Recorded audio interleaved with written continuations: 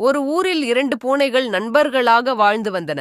ஒரு நாள் அந்த 2 பூனைகளுக்கும் ஒரு சுவையான அப்பம் கிடைத்தது. இதை நான் தான் முதலில் பார்த்தேன், அதனால் எனக்குத்தான் பெரிய பங்கு வேண்டும் என்று ஒரு பூனை கூறியது. இல்லை, நான் தான் இதை முதலில் எடுத்தேன், எனக்குத்தான் அதிகம் வேண்டும் என்று மற்றொரு பூனை சண்டையிட்டது. அப்போது அந்த வழியாக ஒரு குரங்கு வந்தது. 2 பூனைகளும் குரங்கிடம் சென்று, எங்களுக்கு இந்த அப்பத்தை சமமாக பிரித்துத் தாருங்கள் என்று கேட்டன. குரங்கு மனதிற்குள் மகிழ்ந்தது.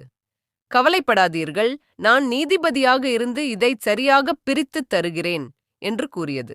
குரங்கு ஒரு தராசை கொண்டு வந்தது. அப்பத்தை 2ஆக பிட்டு 2 தட்டுகளிலும் வைத்தது. ஒரு தட்டு சற்று கீழே இறங்கியது.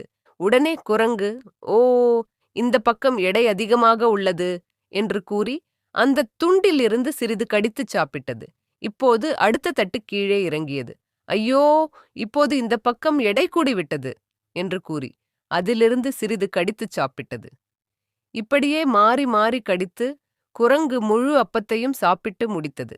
பூனைகள் இரண்டும் ஏமாற்றத்துடன் ஒன்றையும் பெறாமல் நின்றன.